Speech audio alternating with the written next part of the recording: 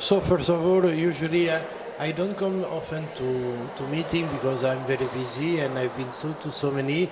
But when Dr. Paul Mensa invited me to this first international congress, I was very excited to share and meet people that have a new conceptual view of how to treat this epidemic, which is a chronic disease affecting more and more people in the Occidental world. So what I expect is to try to meet the people and construct a conceptual, scientific, solid basis so we can spread the fact that we can really help the people and not waiting for a pharmaceutical drug with a strong, very heavy compound that will have a lot of secondary effects. So I'm really fighting for a medicine which is directed toward health and not disease, preventing health and not treating disease, creating new disease. See?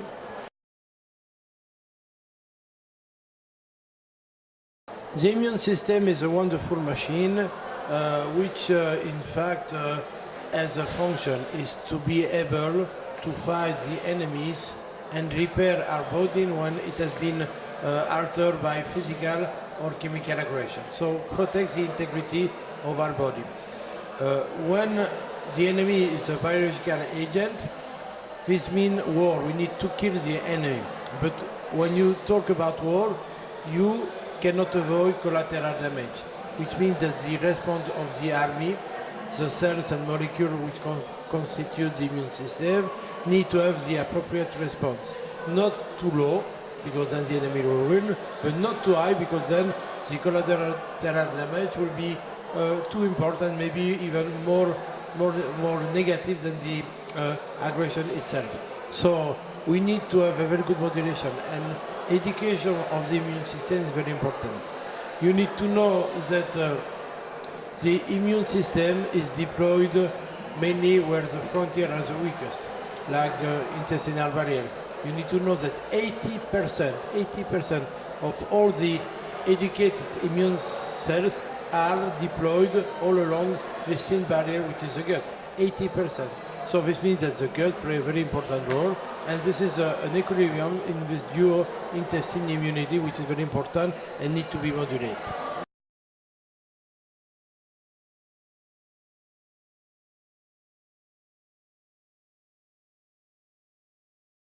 So I think this is a very good question, because we need to change paradigm. In fact, for the last century and mainly the last 50 years, we have still made medicine based on the very old and obsolete paradigm: one disease, one cause, one therapy. This was absolutely true during our war against infectious disease. This has changed. Now people live longer, they are exposed to environmental insult more longer, and they develop degenerative disease for which are multifactorial. So there is no such a solution that for chronic disease will be one single therapeutic modality. Then also understanding the cause of disease, we need to try to re-educate ourselves and do preventive medicine, which means that we need not to wait the patient to be sick or have symptoms, but intervene before. For this, we need to have very valuable tests that are able to identify the disease before it appears. Okay? So we need to move to a concept which is called the 4P medicine, which is very innovative in terms of concepts. And the first P is prevention. We cannot, our society, economic society, our model cannot survive if we do not shift from disease medicine to health medicine. Because once the people are sick, they will stay sick for a long time. They will never go back to the original, and so we lose their ability to work, to produce richness and everything. So we need to prevent the disease. So prevention. Second P is personalization. We should forget that each human being is equal to the other. It's absolutely false. We are not born equal to each other. We are very different. we are very different at the point of view genetic. We are very different at the point of view epigenetic, which means that what we have lived and also what our parents and grandparents have lived have left traces on our genome, which is called epigenome. And we are also unique because of our macrobiota. Each of us have a unique macrobiota, which means that one treatment for one patient that have the same disease will not work for one patient, but for another, yes. So we need to individualize. Then, and especially talking about low dose, we need to have the third P is precision. We need to be precise. We need to identify how much of such component is missing, so we can give the right amount for the right time. And then the last piece, very important, is participation. We need now to educate our patient to become his own coach for his health. So it's not only giving drugs, but you need to have a lifestyle adaptation. You need to eat properly. You need to take time to chew well. You need to exercise. You need to spend some time to relax. All this is part of what we call the 4P integrative medicine, where health is our goal.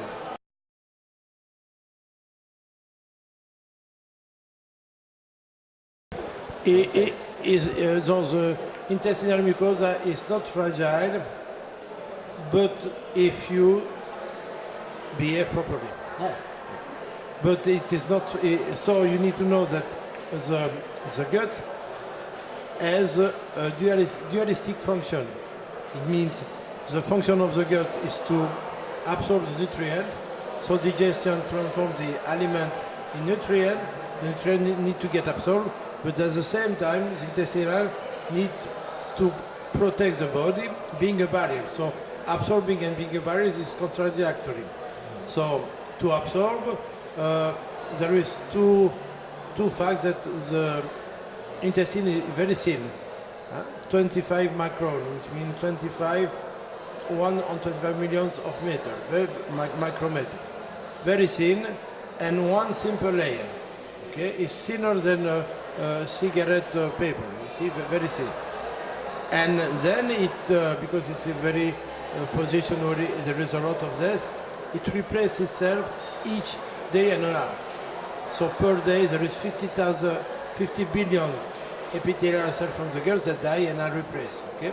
So this is important for a patient to know, because it means that it's not because today you have a good gut that tomorrow will be easier. It depends. So this means that you need to be responsible for your intestinal tract. So this is the first point. Then the intestine also is intimately in connection with the microbiota. Okay? And for this renewal, you need to furnish the intestinal with food that is indispensable. One of these food is glutamine. So the other one is produced by the microbiota, is N-butyrate that have been talked about during the afternoon plenary session. N-butyrate is a short-chain fatty acid produced by bifidus, which feed the intestinal cells and also has a property to kill the precancerous cells. So it protects yourself from colon cancer, which is not bad. Okay? So as this, supporting the intestinal guts with macronutrition is very important if you want your immune system to behave properly.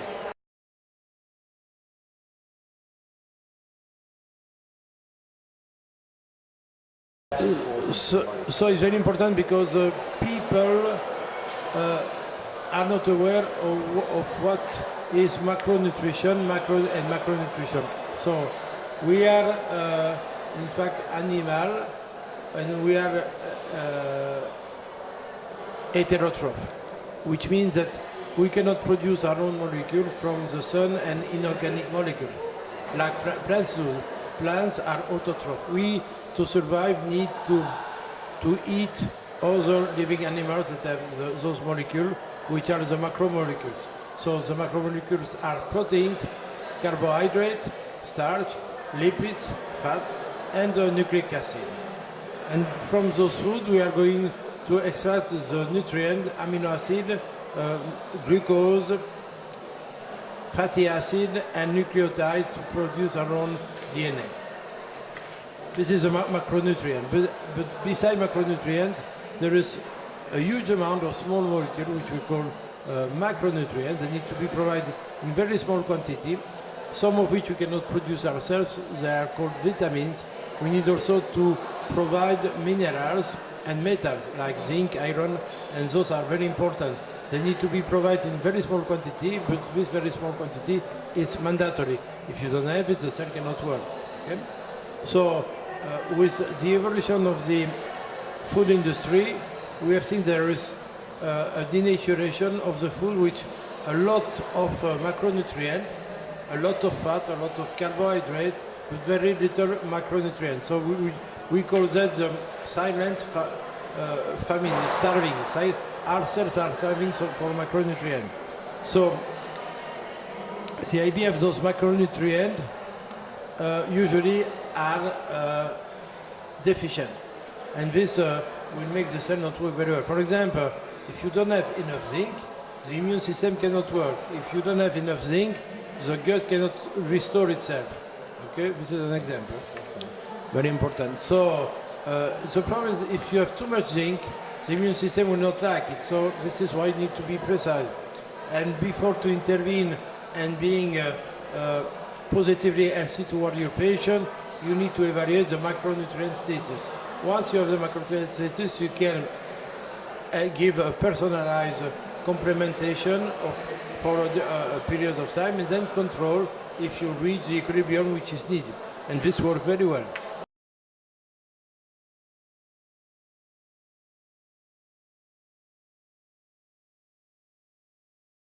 Yeah, so with this re-equilibration of the macronutritional status, you can stop the process of the autoimmune disease, inflammation.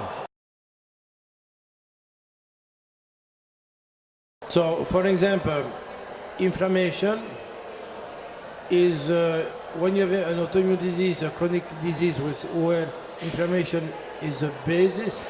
This is because inflammation has been initiated in a wrong fashion. With macronutrition, you are going to moderate the intensity of the inflammatory reaction, like giving long-chain omega-3 fatty acid, increasing the amount of vitamin D, stabilizing the level of antioxidant. All this will slow down and even stop the process, you know. So in my private practice, I've been able to completely resolve patients with acute Crohn's disease, polyarthritis, Hashimoto thyroiditis. This is very effective because, in fact, most of the people and most of the doctors are not aware or are not anymore aware of the importance of this macronutritional status on the functioning of the basic system, the gut, the immune system. And so when you see the patient and you look for the first time, you saw so many damage that the restoration of the function is immediately effective and the patient feels it.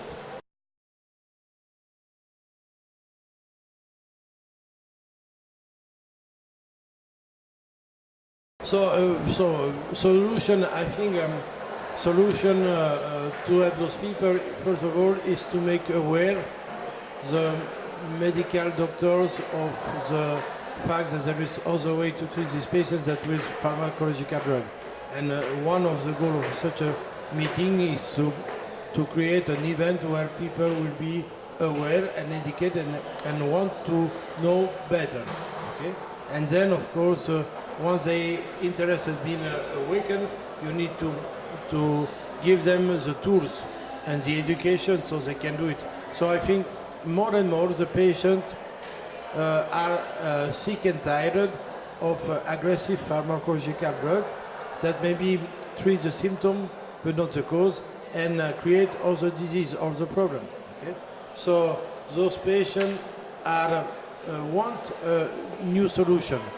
And so I think it's important, for example, through communication, to tell those patients, you know, there is other way, but you need to find the good doctor, the one that went out of his way to get the information and can provide you with new solution based on this macronutrition.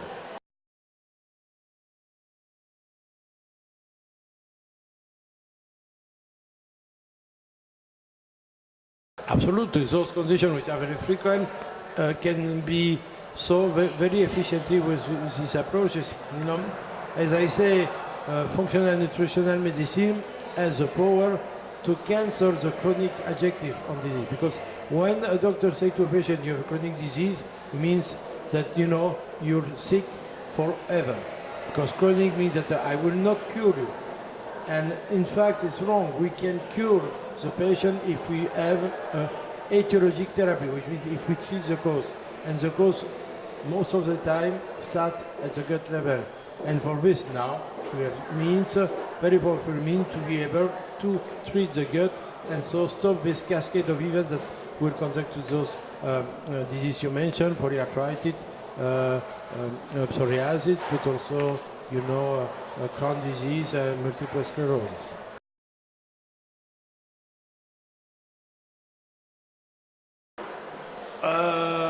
Yes, that's also strategy I would like to share. I think one mistake modern medicine has made is to dissect the patient into system and create specialization, neurologist, gastroenterologist, whatever.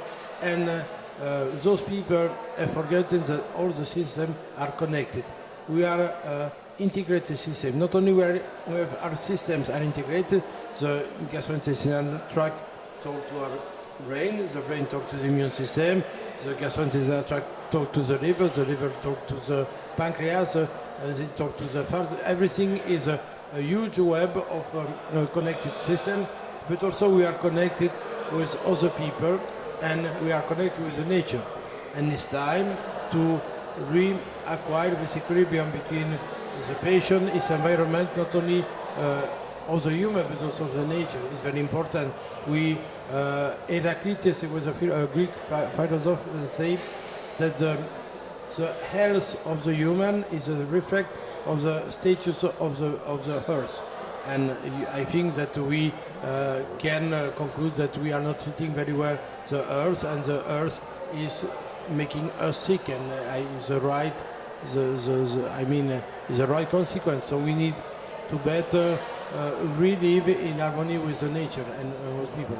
So to me, we need to replace the human in his place, original place in the biosphere, and this will be for the best of everybody.